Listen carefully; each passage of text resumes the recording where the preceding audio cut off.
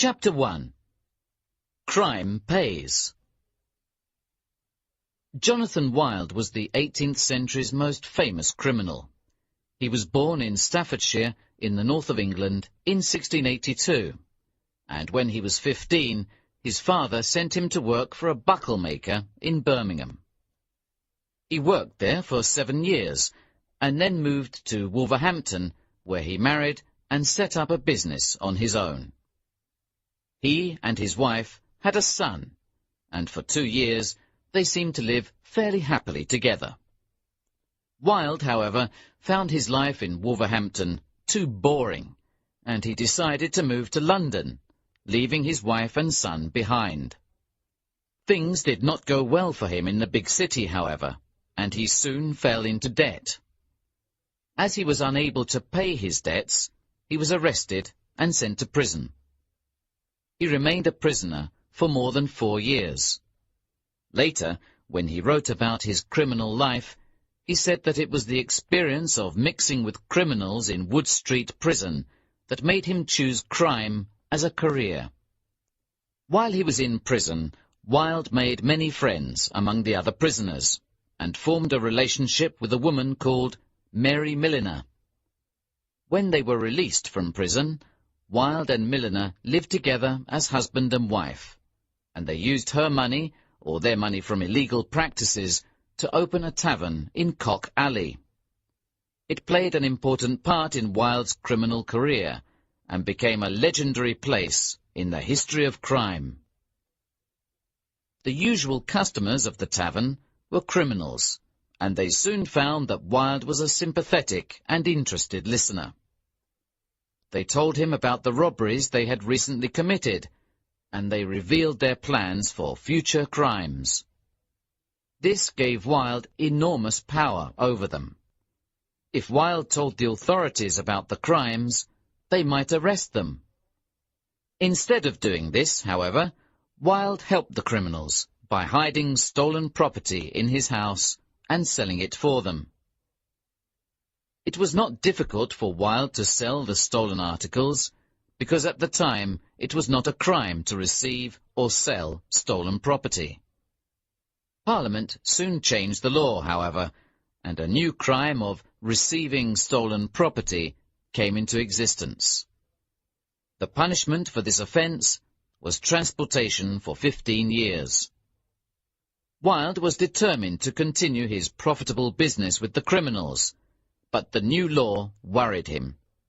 He did not want to be arrested for receiving stolen property, so he invited the criminals to a meeting in his tavern.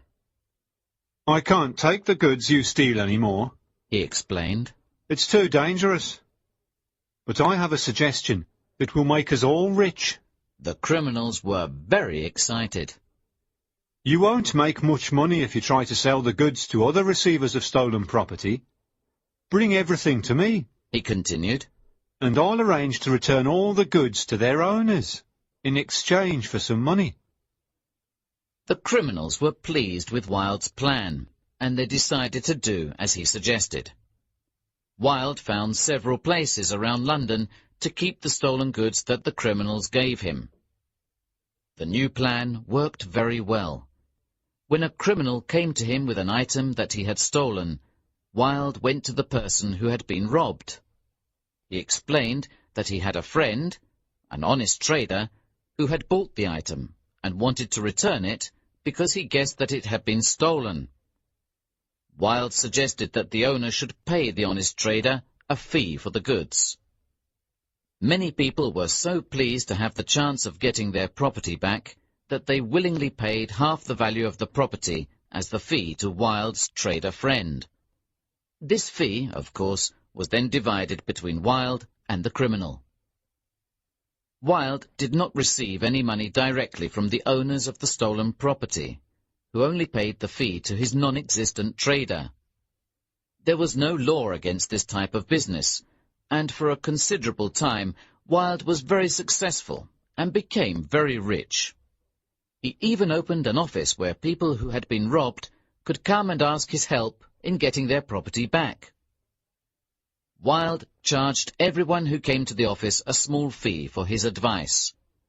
He then asked for a full description of the goods that had been taken, and how much the owners were prepared to pay to recover the goods. All you have to do is describe the stolen goods and tell me how much you're willing to pay for their recovery, and I'll make investigations into your case. Wilde told the client. I'll do the rest. The client then returned to Wilde's office to find out how the investigation was proceeding. Unfortunately, on this occasion, I haven't been able to recover your property, Wilde began. I've heard through a contact that the thieves are determined to sell the property for more money than you've offered to recover the object. However, if you wanted to offer more money, maybe they'd reconsider. This tactic was so successful that most of the owners increased their offer for the return of their goods. Wilde's interviews with the victims of crime allowed him to find out how truthful the thieves were with him. The thieves were frightened of Wilde's power over them, and most of them told him the truth about their crimes. Wilde's imagination was now so involved in the planning of crimes that he even invented some new forms of crime. He realized that there were a lot of articles that had no real value, except to the owners themselves. The things I want you to steal are books of accounts, watches, and rings, he told his thieves. All of these are personal items that are important to their owners, and I'm sure they'll pay very high fees in order to recover them. Chapter 2. The Thief-Taker.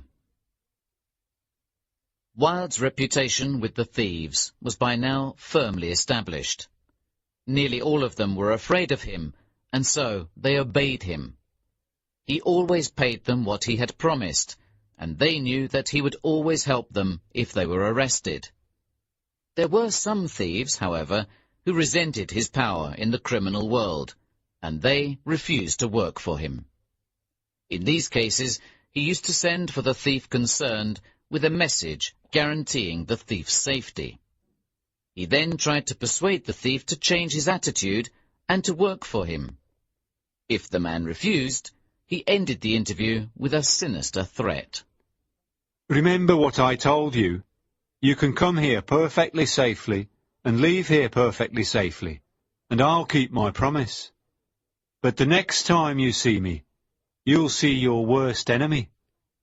One of the ways that Wilde helped his criminal friends who were unlucky enough to be arrested was very clever.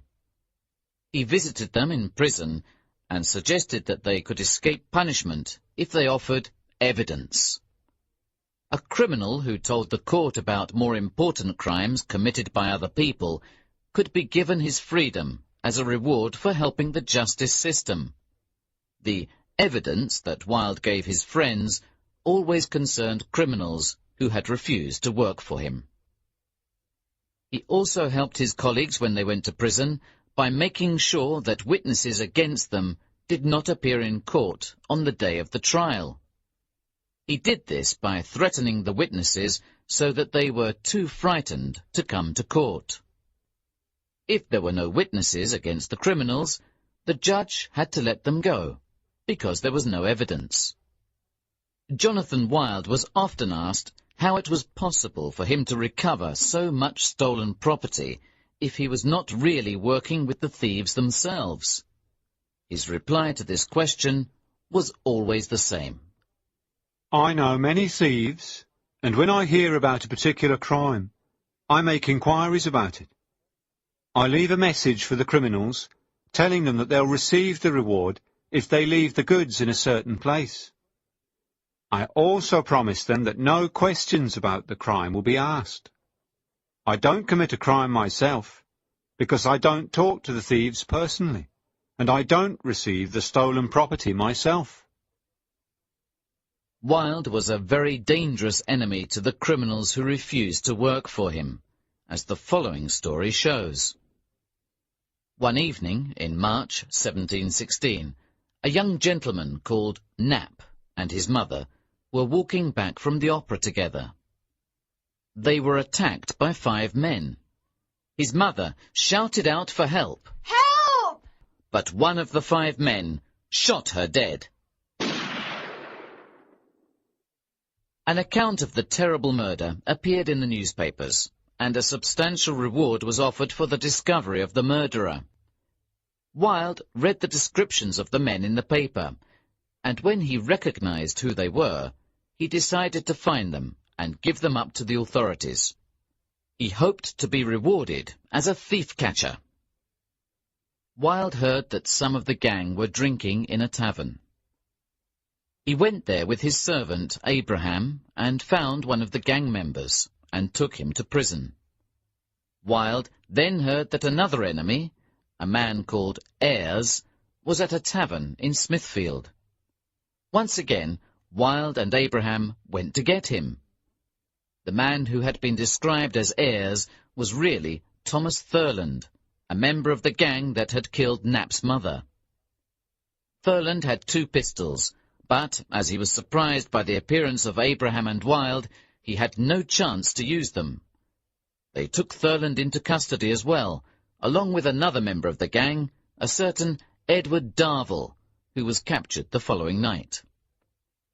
Soon afterwards, the authorities were looking for yet another criminal, Isaac Ragg, for a burglary. Wilde and his men found Ragg and delivered him over to the authorities. Ragg tried to save himself by giving evidence of other crimes and criminals. He told the magistrate about 22 other accomplices and a vast number of crimes. The court accepted him as a witness for the Crown. The other gang members were tried at the Old Bailey. The charges included the attack on Mr. Knapp and the murder of Mrs. Knapp. They were found guilty, and all 3 were executed at Tyburn on the 8th of June, 1716.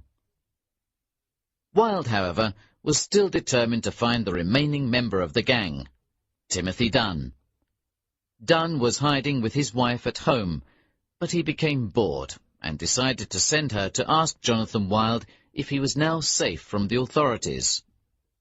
Dunn's wife came to Wilde's office to talk to him, but she did not trust him completely. Afterwards, she went home a long, complicated way to avoid being followed by one of Wilde's men. But this is exactly what happened. She was followed. After finding out where he lived, Wilde, Abraham, and 2 other men went to the house. Dunn tried to escape through a window, and Abraham fired a shot that hit Dunn in the arm. He fell out of the window. Then another of Wilde's men shot him in the face. He was captured and taken to Newgate and executed at Tyburn soon after. In this way, Jonathan Wilde succeeded in capturing all the members of the gang involved in the murder of Mrs. Knapp and removed his enemies without committing a single murder. Chapter 3. Stolen Property. Wilde by now had so much stolen property in London that he decided to sell some of it. He bought a ship and transported the goods to Bruges, Ghent, and Brussels. Here they were sold in exchange for wine, brandy, and other items that were then smuggled secretly into England. This scheme was very successful for about 2 years, until the captain of the boat, Johnson, and his assistant had an argument. The assistant told the authorities about Johnson's illegal activities, and the ship was captured and the captain was arrested in a tavern. Johnson immediately sent for Jonathan Wilde. When he arrived, Wilde realized that he had to do something quickly if he wanted to save his friend. He poured a glass of beer over a large man who was sitting with some friends. This made the man very angry. "What did you do that for?" he shouted at Wilde. "You and your friends are cowards," Wilde shouted back. "Come outside and fight me, all of you." The man and his friends stood up. One of them threw a chair at Wilde, but it missed him and hit another group of men who were sitting at a table. They stood up as well, and everyone began fighting. "Now's your chance," Wilde whispered urgently to Johnson.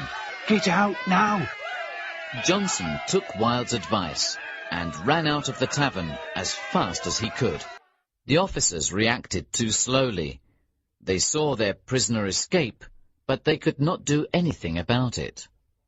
They knew, however, that Jonathan Wild was responsible for the riot, and they wanted their revenge for what he had done. The authorities began searching for Jonathan Wild, and a number of charges were prepared against him. His good luck was about to come to an end. Mr. Jones, the High Constable of Holborn, issued a warrant for the arrest of Wild. When the authorities discovered where he was, they arrested him and took him to Newgate Prison. Mr. Jones produced a long list of crimes that he said Jonathan Wild had committed, including 2 crimes which were punishable by death. On the 15th of May, 1725, Wild was tried for the theft of 50 yards of lace from the house of Mrs. Streatham. During the trial, it emerged that Jonathan Wild had organized the theft of the lace, but that he had not gone into the house himself. He had sent his men into the house to steal the lace. They had delivered it to him in the street outside the house. Wild's defence lawyer argued that Wild was not guilty of the offence. The charge explicitly states that my client stole the lace in the house, the lawyer argued. But the evidence shows that Mr. Wild didn't steal the lace in the house because he was outside, in the street. Therefore, my client isn't guilty of the crime. You're right, the judge agreed. The charge against your client isn't accurate. The jury listened to the judge's words carefully, and they found Jonathan Wild not guilty of the crime. Parliament now passed a new law.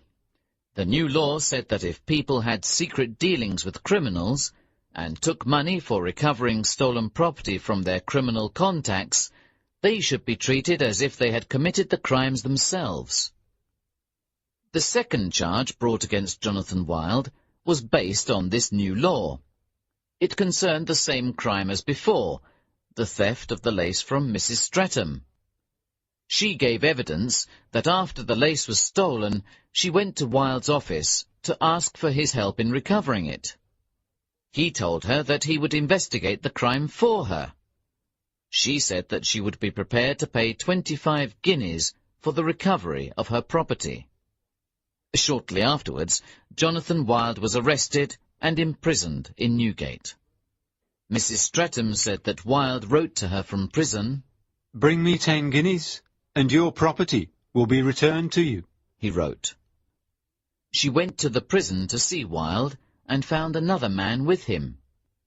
Wild told her to give the other man the 10 guineas. She gave him the money, and he left. He returned soon afterwards with a box containing the stolen lace. The judge decided that the new law applied to Jonathan Wild. He said that it was clear that Wild had secret dealings with thieves, and that he took money for returning stolen property to its owners. The jury found Jonathan Wild guilty of the crime, and he was condemned to death. Wild tried to escape the consequences of his crimes by arguing that he had done society a service by returning stolen property to the people from whom it had been taken. He wanted some of the important and influential people who had paid him for his services to organize a royal pardon for him. These hopes, however, were in vain. It was clear that there was no hope for Wild. He became desperate and tried to poison himself before the day of the execution, but he did not succeed. Jonathan Wild was taken to Tyburn to be executed on the 24th of May, 1725. His notoriety as a criminal was so great that people threw stones at him on his last journey. The executioner told him that he could have a reasonable period to prepare himself for the execution. Jonathan Wild sat in the prison cart for a considerable time. This made the crowd frustrated and angry. Hang him! They shouted at the executioner. Hang him now, or we'll hang you. The executioner was afraid and performed his duty immediately, and the career of one of the most successful 18th century criminals came to an end. Richard, Dick Turpin, Gentleman Highwayman and Horse Thief. Chapter 1. The Essex Gang. Richard Turpin, more commonly known as Dick Turpin, was the son of an Essex farmer. He was brutal and cruel even as a young man, and he seemed destined for a life of crime. Turpin eventually became a butcher, and he married soon afterwards. He began stealing his neighbours' farm animals, which he used to sell in his shop. His crimes were discovered, and an order for his arrest was prepared. But he ran away before the authorities came to his house, and joined a gang of smugglers in another part of Essex. The gang then moved to London, where they robbed people's houses. Their strategy worked like this. One of the gang used to knock on the door of a house, and when someone opened it, the rest of the gang ran in and stole what they could find. Their first victim was an old man who had a shop. They robbed him, but they were not violent with him. They carried out a series of such robberies, and Dick Turpin was increasingly cruel to his victims. He held one old woman over a fire until she told the gang where her money was hidden. On the 11th of January, 1735, the gang robbed a rich farmer, Mr. Saunders, in Kent. They rushed into his house, where they found Mr. Saunders with his wife and friends playing cards. Everybody stay very quiet, Turpin ordered. If you do what we tell you, no one will be hurt. Mr. Saunders and the rest of the people in the house quickly gave the gang their money and valuable possessions. Their house robberies continued in this way for a considerable time. Then, on the 4th of February 1735, they decided to rob a certain Mr. Lawrence, who lived in Edgware. The gang arrived at the house just as Mr. Lawrence was going in. They took hold of him and told him to instruct the servant boy to open the front door of the house. The boy was so frightened that he did nothing. Another servant opened the door, imagining that nothing was wrong, and the gang rushed in with their prisoner, Mr. Lawrence. They looked through the house for items of value, but were not satisfied with what they found. They said they would murder Mr. Lawrence if he did not tell them where his valuable possessions were hidden. Finally, one of the gang treated a female servant very cruelly, and they left the house, leaving everyone there tied up. The authorities offered a reward of £50 for information about the gang, but this produced no results. They continued as before, entering houses and threatening and robbing the owners. One day they robbed another farmer, Mr. Francis. They found two of Mr. Francis's servants working outside the house. They captured them and tied them up. When they went to the house and discovered that Mr. Francis was just about to go in himself, they captured him as well and tied him up together with his two servants. Then they rushed into the house where they found Mrs. Francis, her daughter, and a female servant. They attacked the three women very violently before leaving the house with all the valuables they could find. The authorities now increased the reward to £100 for information about the members of the gang. As a result of this, 2 gang members were arrested and hanged, and the remaining members decided that it was now too dangerous to continue working together. Dick Turpin realized that it was too dangerous to remain in the area, and he escaped to the country. It was time to change his career. He had decided to become a highwayman. Chapter 2. King and Horses. One day, Turpin was riding towards Cambridge when he saw another traveller ahead of him on the road. He seemed like a rich man, and Turpin decided to rob him. He rode up to him and took out 2 pistols, pointed them at him and demanded his money. The other traveller was himself a highwayman, King, who recognised Turpin immediately. King laughed at Turpin's demand for money. What? He asked him. Dog eat dog? I know who you are, Richard Turpin. Turpin smiled. He wanted to know what King was going to say next. We should work together, King told him. We could be partners. What do you think? All right. Turpin agreed. Maybe a partnership isn't such a bad idea. Let's try it. The 2 men began a series of highway robberies, and they became known in and outside London for their exploits.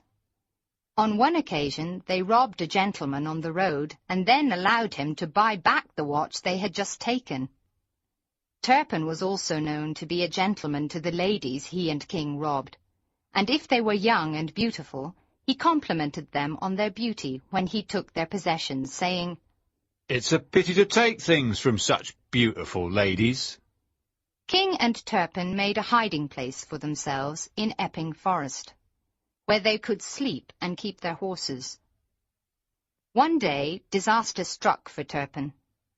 A certain Mr. Thompson, who worked in Epping Forest, had seen the hiding place, and he guessed who the 2 mysterious men were. When he heard that the authorities were offering a reward of £100 for information about Turpin and King, he decided to arrest them. Mr. Thompson approached their hiding place with a friend. Turpin saw them coming and went out to meet them. He thought they were poachers. There aren't any rabbits near here, he told them. That's true, Mr. Thompson's friend replied. But there's a Turpin. He pointed his gun at Turpin and told him to surrender. Very well, gentlemen. Turpin replied in a friendly way. There's no chance for me. I surrender. As he was talking, however, Turpin began to walk backwards very slowly. Then he quickly reached down, picked up his own gun and shot Mr. Thompson's friend. Mr. Thompson ran away into the forest. He told the authorities about the murder, and they issued a reward of £200 for the arrest of Richard Turpin. Turpin and King now decided to work separately. Turpin decided that Epping Forest was a dangerous place, and he left the area. He sent a message to his wife to meet him in a tavern. When he arrived at the tavern, he saw a butcher there. This man knew who he was, and he remembered that Dick Turpin owed him £5. Now, Dick, he said, I know you've got a lot of money these days. Give me the £5 you owe me. My wife is in the next room. Turpin told the butcher. She'll give you the money. The butcher now began telling the other people in the tavern who Dick Turpin was. He said that they should arrest him. Turpin escaped through a window and rode away. Turpin and King joined up again, and they took a 3rd partner into their business, a man called Potter. One day, riding towards London, Turpin's horse was tired, and when he saw another traveller on the road, he decided to take his horse. The owner of the horse was called Mr. Major, and the theft took place in Epping Forest near a tavern called the Green Man. Mr. Major immediately told the landlord of the Green Man about the theft of his horse. He also advertised for information about the thieves and his horse. The landlord of the Green Man soon received information that a horse very similar to the one that had been stolen could be found at the Red Lion Tavern in Whitechapel, London. The landlord of the Green Man went to the tavern and waited to see if someone arrived to collect the horse. When King's brother arrived at the tavern, he was immediately arrested. At first he said that the horse belonged to him, but it was soon proved that he was lying, as the whip he carried in his hand had the name Major written on it. The landlord then told King's brother that he would only be freed if he told them where his employers were. He said that a man was waiting for the horse in Red Lion Street. The landlord of the Green Man and his friends went there and saw the man that had been described to them. The man, who was Turpin's partner King, saw the crowd of people coming towards him and took out his pistol. He tried to fire at the crowd, but his pistol did not work. He called out desperately to Turpin. "Fire, Dick! Fire, or they'll take us!" Turpin fired his pistol, but the bullet hit King. "You've killed me, Dick!" King cried out to him. Turpin rode away as fast as he could from the scene. King lived for a week after being shot by Turpin, and he gave the authorities information about where they might be able to find Turpin himself. Turpin knew now that the authorities were looking for him everywhere, and he rode from one place to another. First he went to the east, to Lincolnshire, where he stole some horses. He was caught and arrested, but managed to escape. Next, he went further north to Yorkshire, where he used another name. He pretended to be a gentleman, and frequently went hunting with the upper classes. He supported himself by stealing horses in Lincolnshire and selling them in Yorkshire. Turpin then made a very small mistake that cost him his life. When he was out hunting with his friends one day, he shot a cockerel that belonged to his landlord. One of the huntsmen, Mr. Hall, told him that he had made a mistake to shoot the cockerel. "If you stay here," Turpin replied coldly, "I'll shoot you as well." Mr. Hall was very angry at Turpin's behaviour. He told the landlord what Turpin had done, and the authorities arrested him. The magistrates began to collect information about this mysterious man who had appeared among them. They learned that he travelled frequently to Lincolnshire and always came back with money and horses. They began to suspect that he was a highwayman. Turpin insisted that his real name was Palmer, and that he had been a butcher in Lincolnshire. He said that he had lost his business and had decided to come and live in Yorkshire. The magistrates made inquiries and discovered that there had been a butcher in Lincolnshire called Palmer. This man was a sheep thief who had escaped from the authorities there, who were looking for him. When he had been in prison in York Castle for about 4 months, Turpin wrote a letter to his brother in Essex. He signed the letter, John Palmer. He asked his brother to help him, but his brother did not read the letter. He did not want to pay the postage for receiving it. The letter was then sent back to the post office in Essex. By chance, the schoolmaster in Essex, who had taught Dick Turpin, saw the letter in the post office. He recognized his old pupil's writing immediately. He took the letter to the magistrate and explained that the writer of the letter was not John Palmer, but Richard Turpin. Turpin was now tried and sentenced to death for his crimes. He behaved very cheerfully after receiving his sentence and joked about the execution ahead of him. He bought some fine clothes shortly before the day of the execution. He also paid 5 poor men to be his mourners and to follow the cart taking him to the execution. He behaved with great courage on the day of the execution, the 10th of April, 1739. He waved at the crowd who had come to see him die, and he spoke for half an hour with the executioner before throwing himself down from the execution ladder.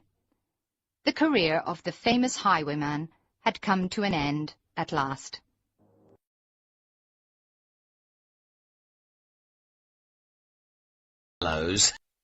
Chapter 2. Captured.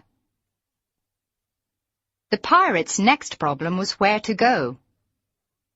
"North America," That's the place for us. some of them suggested.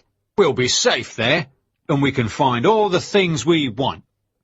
Gow, however, was against this. He wanted to go back home. We'll go to the Orkney Islands, he told the crew. I know the place well, and we can easily sell what we've captured and live comfortably off the profits. Anyway, He continued, we need to repair the ship as well. We can only do that in a northern port. Eventually the crew accepted his decision, and the ship sailed for the Orkney Islands. When they arrived at one of the islands, Gow told his crew how to behave when they went ashore. You must say that we were sailing from Cadiz to Stockholm, but that bad winds drove the ship too far north. You must also tell the local people that you want to repair the ship, and that if they help you, you'll pay them very well. But Gow's luck began to go against him. The sailors on board the ship who had not wanted to join the mutiny saw their opportunity. When one of the ship's boats went to the island, a sailor escaped from the pirates and went in search of the local sheriff. The Revenge is really a pirate ship, he explained. I had to stay on board because they threatened to kill me. You did the right thing to come here and tell me, the sheriff replied. Then the sheriff ordered his men to make preparations to capture the ship. Another 10 sailors who had been forced to join the mutiny stole the ship's boat and sailed to the mainland of Scotland. They were arrested when they arrived in Edinburgh and put in prison because the authorities thought they were pirates. Despite the loss of these members of his crew, Gow did not move the ship. He decided to stay in the bay and to rob the gentlemen and ladies who lived on the island. When they had finished, they sailed to a neighbouring island called Calf Sound. Gow wanted to rob the house of a gentleman who lived there, a man called Fee, who Gow had been at school with. Gow brought the Revenge too close to the rocks when he anchored the ship, and he sent a letter to Mr. Fee asking for a boat so that he could pull his ship away from the rocks. Mr. Fee was suspicious of the sailors because he knew they had robbed a lady on one of the small islands nearby. He ordered his servants to sink his own boat so that Gow and his men could not use it. That evening 5 of Gow's men went to Mr. Fee's house. They were carrying weapons, and they threatened to kill Mr. Fee if he did not help them. Our captain, John Gow, says you must give us a boat to leave the island, or we'll kill you this instant, said one of the men. If you want me to help you, you'll have to be nicer than that, said Mr. Fee. Let's go to the tavern for a drink, and we can discuss things. Before they left for the tavern, Mr. Fee secretly instructed his servants to sink the boats they had come in. These men are very dangerous. They're pirates, and I'm going to arrest them if I can. I want you to sink their boats, then come back to me immediately. After a while, one of his servants arrived at the tavern and asked to speak to him for a moment outside. The servant explained that they had followed his orders about the pirates' boats. Mr. Fee ordered 6 servants to hide behind some trees with their weapons. He said that he would walk back that way either with the ship's officer alone or with all 5 pirates. His men must be prepared to attack the pirates and capture them. Mr. Fee went back into the tavern and asked the officer to come with him to inspect his boat. The officer agreed, and they left the tavern together. When they passed the hedge where Mr. Fee's men were hiding, they ran out and captured the pirate. They tied him up and left one of the 6 servants in charge of him. Then Mr. Fee and his 5 remaining servants went back to the tavern. They ran through the 2 doors, showing their weapons. Surrender! They shouted. The pirates had no choice, and they too became prisoners. The next day, the wind blew the Revenge onto the rocks of the island. Gow sent a message to Mr. Fee, telling him that he was offering £1,000 for help in getting the ship away from the island. He also sent a sailor to the island with a present of a bottle of brandy for Mr. Fee. Mr. Fee, however, was determined to capture all the pirates and send them to prison. "I'll give you a boat," Mr. Fee offered. "but you'll have to send a ship's carpenter with 2 or 3 men to repair it." Gow sent the men, and Mr. Fee immediately captured them. Then he sent Gow a message saying that all the pirates had to come and take the boat, as his men were working on it and getting it ready for the pirates' escape. Once again, John Gow instructed his crew to go to the island, and this time he came with them. Mr. Fee's men were able to capture them all. All 28 pirates were now sent to Edinburgh, and then to Marshalsea Prison in London, where they found their former partner, the cruel Lieutenant Williams. 12 of them were condemned to death, including John Gow, but 5 of them were found not guilty because they had been forced to join the rebellion. John Gow's days as a pirate were finally over. He was sent to Newgate Prison and tried at the Old Bailey. A strange thing happened during John Gow's execution on the 11th of August 1729. The officials tied the rope around his neck and pushed him off the cart. He hung in the air for a moment, struggling terribly. Then suddenly the rope broke, and he fell to the ground. He was in agony. The officials took hold of him and tied the rope around his neck again. Then they put him back on the cart and pushed him off once more. This time the rope did not break, and in a few moments the famous pirate was dead. His body was hung in chains by the River Thames as a warning to other pirates.